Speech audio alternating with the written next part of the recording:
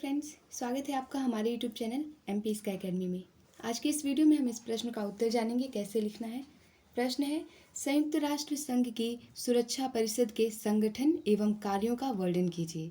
जो संयुक्त राष्ट्र की सुरक्षा परिषद है उसके 6 प्रमुख अंगों में ये है सुरक्षा परिषद, तो उसके कार्यों का वर्णन करना है। हम शुरुआत करेंगे लिखना। यह संयुक्त राष्ट्र संघ की कार्यकारिणी है। इसका स्थान अत्यंत महत्वपूर्ण है। 1 जनवरी 1966 से परिषद में 15 सदस्य हैं, जिनमें 5 स्थायी तथा 10 अस्थायी हैं। अर्थात इसमें 5 स्थायी सदस्य हैं और 10 अस्थायी सदस्य हैं। टोटल 15 सदस्य हैं।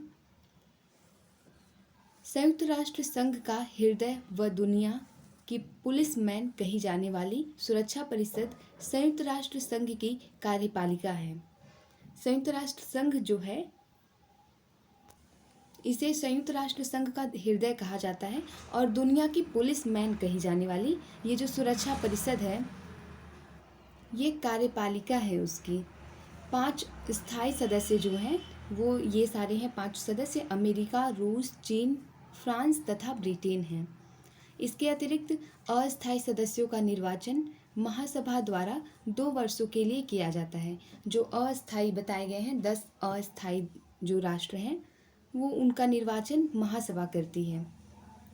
सुरक्षा परिषद में किसी भी विषय पर निर्णय 15 में से 9 सदस्य राष्ट्रों की स्वीकृति द्वारा होता है। अगर किसी भी विषय पर निर्णय देना है तो जो ये 15 सदस्य हैं उसमें से 9 सदस्यों की स्वीकृति होनी चाहिए। इनमें भी 5 स्थायी सदस्य राष्ट्रों का स्वीकारात्मक मत होना चाहिए, अनिवार्य होता है। तो इसमें जैसे 15 में से 9 सदस्यों का स्वीकृति तो होना चाहिए, परंतु उन 9 में से भी 5 जो स्थायी सदस्य हैं उनका निर्णय होना बहुत आवश्यक है। उनका स्वीकारात्मक मत होना चाहिए। ये अनिवार्य होता है कि वो पांचों तैयार रहें किसी भी अगर आपको विषय पर निर्णय देना है तो उसके लिए। और जो 4 बचते हैं वो अस्थायी में से होते हैं। यदि 5 में से एक भी स्थायी सदस्य प्रस्ताव पर विरोध प्रकट करता है तो प्रस्ताव को रद्द समझा जाता है। इस अधिकार को स्थायी राष्ट्रों का निषेधाधिकार यानी वीटो कहा जाता है। तो अगर इन 5 में से एक भी ने अगर मना किया या फिर विरोध प्रकट कर दिया तो प्रस्ताव को रद्द कर दिया जाता है। मतलब उसे रद्द ही समझा जाता है, उसका कोई मतलब नहीं होता है। अगर 5 राष्ट्र तैयार हैं तभी किसी भी प्रस्ताव को पारित किया जा सकता है। इसके बाद हम हेडिंग डालेंगे सुरक्षा परिषद का कार्य। इसमें लिखेंगे संयुक्त राष्ट्र संघ घोषणा पत्र की धारा 24, 25 व 26 के अंतर्गत उल्लिखित सुरक्षा परिषद के प्रमुख कार्य निम्नलिखित हैं।